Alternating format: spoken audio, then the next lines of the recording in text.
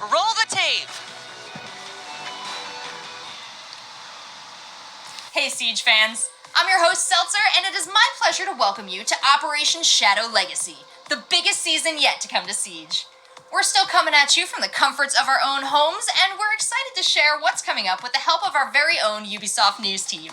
They've put together a quick look at what's in store today, starting with our newest operator.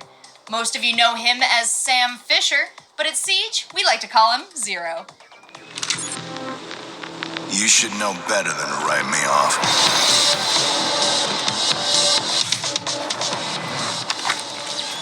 August cam placed.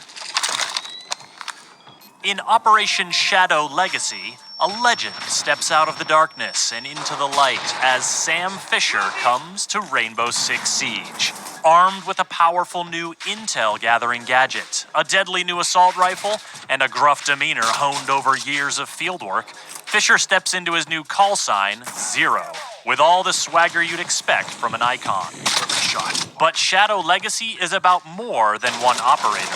It's about a whole host of gameplay modifications that will change the way you play Siege. Ping 2.0, new and updated optics, a hard-breaching secondary gadget, pooled reinforcements, and map ban, plus the match replay alpha phase on the test server are just some of the updates that, along with a rework of the scenic Chalet map, will ensure this season has a lasting legacy. It starts with Sam Fisher joining Team Rainbow as Zero, a medium-speed, medium-armor attacker. His SC-3000K assault rifle may look familiar to fans of his previous work, and it's right at home in Siege with a variety of optics to suit your preferred style. He can also rock the MP7, and he's got a 5.7 USG sidearm with an integrated suppressor in keeping with his signature stealthy style. Speaking of which, check out the laser sight on his Argus launcher. It doesn't just have the look, it also delivers the goods. Intel. Ready. August launched. Always one to use cameras to his advantage, Zero can fire his Argus projectiles into breakable and reinforced surfaces to burrow through and create camera vision on both sides of the barrier. Walls, floors, hatches, and ceilings are all potential peak points for Zero and his allies. And though the two-way cameras can only look in one direction at a time, there's no more versatile way to get a look into a room the defenders don't want you to see.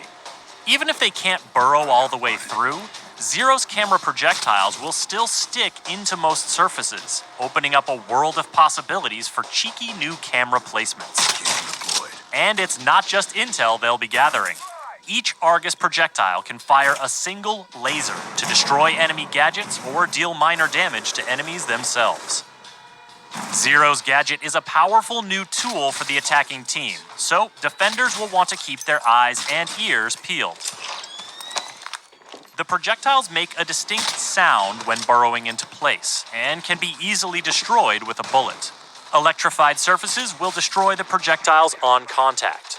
Also, mute jammers will keep them from functioning, while Wamai and Jaeger's gadgets will snap up any that fly by. Cam in position. But with so many places to deploy his gadget from relative safety, and so many ways to put it to use, Zero is sure to make his presence felt on Team Rainbow. The map you've been seeing here is likely familiar. I mean, who hasn't spent time in an expansive remote chalet surrounded by snow-capped peaks? The Chalet map rework brings some new navigation options to the venerable retreat, notably the ability to rappel all the way up and traverse the rooftop. There are some interior renovations as well, including one window you'll definitely want to watch out for, but we'll leave it to the level design team to tell you more. In fact, there is so much going on in Operation Shadow Legacy, we're going to have to let the developers take it from here. Big changes are afoot, folks. Don't go anywhere.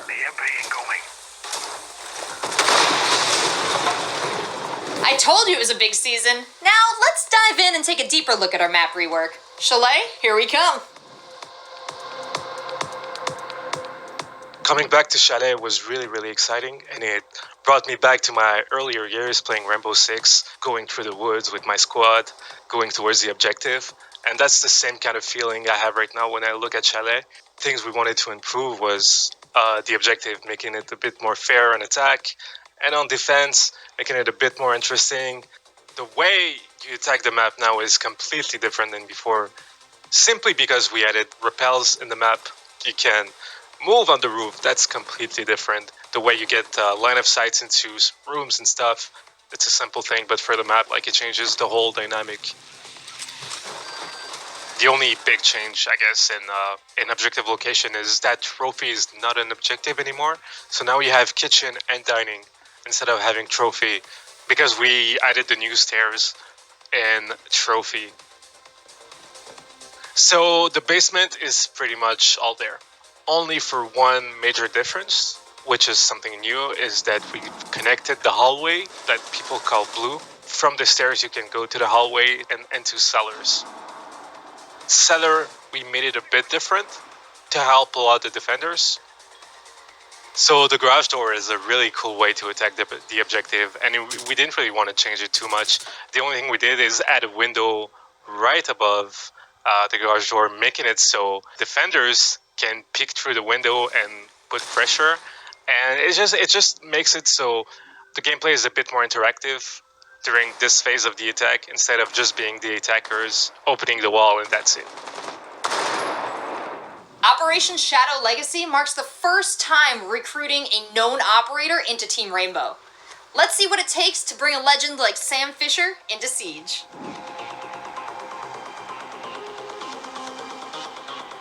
There is a lot of elements in the Sam Fisher fantasy that revolved around the Sam Fisher Splinter Cell gameplay of infiltration, of stealth, against AIs. Those elements, we had to interpret them in a way that would fit a PvP game like Rainbow Six Siege. We're bringing this camera intel aspect, the fact that Sam has more intel than his opponent, that he can outsmart them. So that was the first step, trying to get an intel tool on attack for Sam that would feel interesting. And that's when we came up with this idea of just, how can I look in the next room? How can I have an idea what's happening on the other side of the wall?